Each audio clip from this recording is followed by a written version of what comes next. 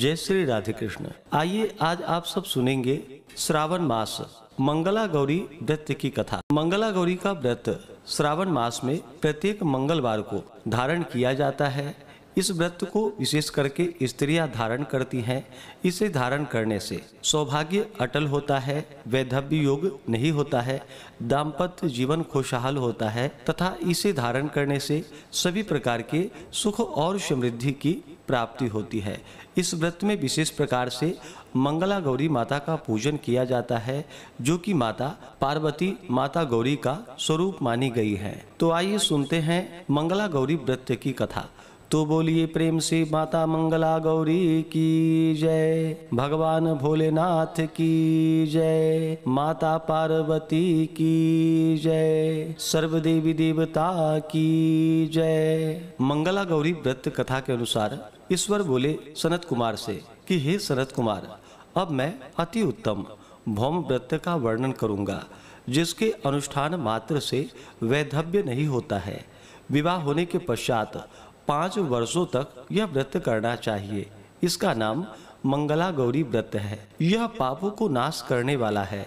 विवाह के पश्चात प्रथम श्रावण शुक्ल पक्ष में पहले मंगलवार को यह व्रत आरंभ करना चाहिए। केले के खंभों से सुशोभित एक पुष्प मंडल बनाना चाहिए और उसे अनेक प्रकार के फलों तथा रेशमी वस्त्रों से सजाना चाहिए। उस मंडप में अपने सामर्थ्य के अनुसार देवी की स्वर्णमयी अथवा अन्य धातु की बनी हुई प्रतिमा स्थापित करनी चाहिए। उस प्रतिमा को 16 उपचारों से, 16 दुर्वा दलों से, 16 चावलों से तथा 16 चने की दालों से मंगला गौरी नामक देवी की पूजा करनी चाहिए और 16 बत्तियों से 16 दीपक जलानी चाहिए। दही तथा भात का नैवेद्य भक्ति पूर्वक अर्पित करनी चाहिए। देवी के पास ही पत्थर का शील तथा लोढ़ा स्थापित करनी चाहिए। 5 वर्ष तक इस प्रकार से करने के पश्चात उद्यापन करना चाहिए। माता को वायन प्रदान करना चाहिए, जिसकी विधि आप सुनिए। अपने सामर्थ्य के अनुसार एक पल प्रमाण स्वर्ण की अथवा उसके आधे प्रमाण की अथवा उसके भी आधे प्रमाण की मंगला गौरी की प्रतिमा निर्मित करानी चाहिए। अपनी शक्ति के अनुसार स्वर्ण आदि के बने तंडूल पूरित पात्र, उस पर वस्त्र तथा रमणीय कंचू की ओढ़नी रख करके उन दोनों के ऊपर देवी की प्रतिमा स्थापित करनी चाहिए। पास में चांदी से निर्मित शील तथा लोढ़ा रखकर माता को वायन प्रदान करना चाहिए। इसके बाद 16 सुवासिनियों को प्रयत्न पूर्वक भोजन कराना चाहिए। हे विप्र, इस विधि से व्रत करने पर 7 जन्मों तक सौभाग्य बना रहता है और पुत्र पौत्र आदि के साथ साथ संपदा विद्यमान रहती है। सनत कुमार बोले कि सर्वप्रथम इस व्रत को किसने किया था और किसको क्या फल प्राप्त हुआ? हे शंभो, जिस तरह से मुझे इसके प्रति निष्ठा हो जाए, कृपा करके वैसा ही बतलाइए। ईश्वर बोले कि हे सनत कुमार, पूर्व काल में कुरु देश में श्रुतिकीर्ति नामक एक विद्वान, कृतिशाली, शत्रुओं का नाश करने वाला, 64 कलाओं का ज्ञाता तथा धनुर्विद्या में कुशल राजा हुआ था। पुत्र के अतिरिक्त अन्य सभी शुभ चीजें उस राजा के पास थी। अतः वह राजा संतान के विषय में अत्यंत चिंतित हुआ और जब ध्यान पूर्वक देवी की आराधना करने लगा, तब उसकी कठोर तपस्या से देवी प्रसन्न हो गई और उससे यह वचन बोली कि हे सुव्रत, वर मांगो। श्रुतकीर्ति बोला कि हे देवी, यदि आप मुझ पर प्रसन्न हैं तो मुझे सुंदर पुत्र दीजिए। हे देवी, आपकी कृपा से अन्य किसी भी वस्तु का अभाव नहीं है।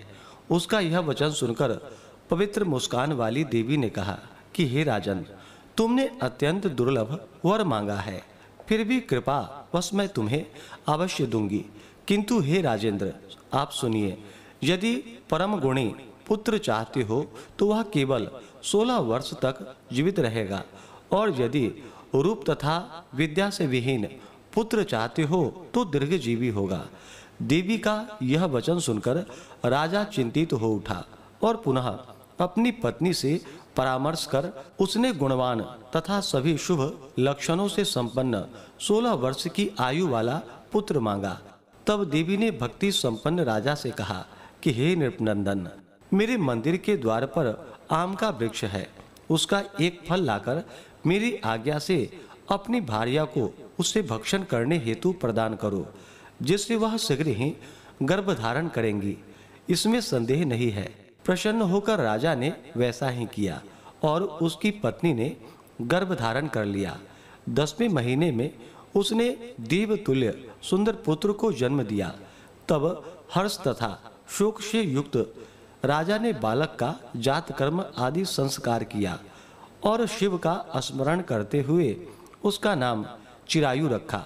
इसके बाद पुत्र के 16 वर्ष के होने पर पत्नी सहित राजा चिंता में पड़ गए और वे विचार करने लगे कि यह पुत्र बड़े कष्ट से प्राप्त हुआ है और मैं इसकी दुखद मृत्यु अपने ही सामने कैसे देख सकता हूँ। ऐसा विचार करके राजा ने पुत्र को उसके मामा के साथ काशी भेज दिया। प्रस्थान के समय राजा की पत्नी ने अपने भाई से कहा कि कार्पटिक का वेश धारण करके आप मेरे पुत्र को काशी ले जाइए। मैंने भगवान मृत्युंजय से पूर्व में पुत्र के लिए प्रार्थना की थी और कहा था कि हे विश्वेश्वर, आप जगतपति की यात्रा के लिए मैं उस पुत्र को अवश्य भेजूंगी, अतः आप मेरे पुत्र को आज ही ले जाइए और सावधानी पूर्वक इसकी रक्षा कीजिए। अपनी बहन की यह बात सुनकर भांजे के साथ वह चल पड़ा। कई दिनों तक चलते चलते वह आनंद नामक नगर में पहुंचा। वहां सभी प्रकार की समृद्धियों से संपन्न वीरसेन नाम वाला राजा रहता था। उस राजा की एक सर्वलक्षण संपन्न युवावस्था प्राप्त मनोहर तथा रूप लावण्यमयी मंगला गौरी नामक कन्या थी। सभी उपमानों को तुच्छ कर के सौंदर्य अभिवृद्धि को प्राप्त वह कन्या किसी समय सखियों के साथ नगर के उपवन में क्रीड़ा करने के लिए गई हुई थी। उसी समय चिरायु तथा उसका मामा वे दोनों भी वहां आ पहुंच गए और उस कन्याओं को देखने की लालसा से वही विश्राम करने लगे। इसी बीच विनोद पूर्वक क्रीड़ा करती हुई उन कन्याओं में से किसी ने कुपित होकर राजकुमारी को कुवचन कह दिया। तब उस अशुभ वचन को सुनकर राजकुमारी ने कहा कि तुम अनुचित बात क्यों बोल रही हो? मेरी कुल में तो इस प्रकार की कोई नहीं है। मंगला गौरी की कृपा से तथा उनके व्रत के प्रभाव से विवाह के समय जिसके सर पर मेरा हाथ से अक्षत पड़ेंगे, हे सखी, वह यदि अल्प आयु वाला भी होगा तो भी वह चिरंजीवी हो जाएगा। इसके बाद वह सभी कन्याएं अपने अपने घर चली गईं। उसी दिन राजकुमारी का विवाह था। बालिक देश के दृढ़ धर्मा नामक राजा के सुकेतु नाम वाले पुत्र के साथ उसका विवाह निश्चित किया गया था। वह सुकेतु विद्याहीन, कुरूप तथा बहरा था। तब सुकेतु के साथ आए हुए उन लोगों ने विचार किया कि इस समय कोई दूसरा श्रेष्ठ वर ले जाना चाहिए और विवाह संपन्न हो जाने के पश्चात वहां सुकेतु पहुंच जाए। उन लोगों ने चिरायु के मामा के पास जाकर याचना की कि आप इस बालक को हमें दे दीजिए, जिससे हमारा कार्य सिद्ध हो जाए। इस पृथ्वी पर परोपकार के समान दूसरा कोई धर्म नहीं है। उनकी बात सुनकर चिरायु का मामा मन ही मन बहुत प्रसन्न हुआ, क्योंकि इसने उपवन में पहले ही कन्या मंगला गौरी की बात सुन ली थी। फिर भी उसने एक बार कहा कि आप लोग इसे किस लिए मांग रहे हैं? कार्य की सिद्धि हेतु वस्त्र, अलंकार आदि मांगे जाते हैं, वर तो कभी भी नहीं मांगा जाता। तथापि आप लोगों का सम्मान रखने के लिए मैं इसे दे रहा हूँ। इसके बाद चिरायु को वहां से ले जाकर उन लोगों ने विवाह संपन्न करवाया। सप्तपदी आदि के हो जाने पर रात्रि में शिव पार्वती की प्रतिमा के समक्ष उस चिरायु ने हर्षयुक्त होकर मंगला गौरी के साथ शयन किया। उसी दिन चिरायु के 16 वर्ष पूर्ण हो चुके थे और अर्धरात्रि में साक्षात काल, जो कि सर्प रूप में वहां आ गया। इसी बीच संयोगवश राजकुमारी जाग गई। उसने उस महासर्प को वहां देखा और वह भय से व्याकुल होकर कांपने लगी। तभी उस कन्या ने धैर्य धारण कर 16 उपचारों से सर्प की पूजा की और पीने के लिए उसे दूध दिया। उसने दीनता भरी वाणी में उस सर्प की प्रार्थना तथा स्तुति की। मंगला गौरी प्रार्थना करने लगी कि मैं उत्तम व्रत को करूंगी जिससे मेरे पति जीवित रहे। ये जिस तरह से चिरकाल तक जीवित रहे आप वैसा ही कीजिए। इतने में सर्प वहां स्थित एक कमंडलू में प्रवेश कर गया और उस मंगला गौरी ने अपनी कंचुकी से उस कमंडलू का मुंह बांध दिया। इसी बीच उसका पति अंगड़ाई लेकर जाग गया और अपनी पत्नी से बोला कि हे प्रिय, मुझे भूख लगी है। तब वह अपनी माता के पास जाकर खीर लड्डू आदि लेकर आई और उसके द्वारा दिए भोज्य पदार्थों को उसने प्रसन्न मन होकर के खाया। भोजन के पश्चात हाथ धोते समय उसके हाथ से अंगूठी गिर पड़ी। तांबूल खाकर वह पुनः सो गया। इसके बाद मंगला गौरी कमंडलू को फेंकने के लिए जाने लगी। विधि की कैसी गति है कि उस कमंडलू में से बाहर की ओर जगमग करती हुई हार कांति को देखकर वह आश्चर्यचकित हो गई। घट में स्थित उस हार को उसने अपने कंठ में धारण कर लिया। इसके बाद कुछ रात शेष रहते ही चिरायु का मामा आकर चिरायु को ले गया। इसके बाद वर पक्ष के लोग सुकेतु को वहां ले आए। उसे देख मंगला गौरी ने कहा कि यह मेरा पति नहीं है। तब उन सभी ने उससे कहा कि हे शुभे, तुम यह क्यों बोल रही हो? यह तुम्हारा कोई परिचायक हो तो उसे हम लोगों को बतलाओ।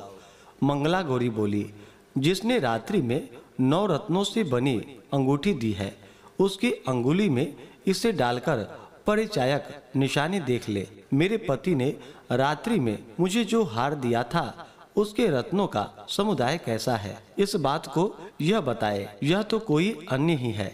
इसके अतिरिक्त रात्रि में आम सींचते समय उनका पैर कुमकुम से लिप्त हो गया था। वह मेरी जांघ पर अब भी विद्यमान है। उसे आप लोग शीघ्र देख ले। साथ ही रात में परस्पर भाषण तथा भोजन आदि जो कुछ किया गया था उसे भी यह बता दे। तब यह निश्चय है कि यही मेरा पति है। इस प्रकार उसका वचन सुनकर सभी ठीक है कहने लगे।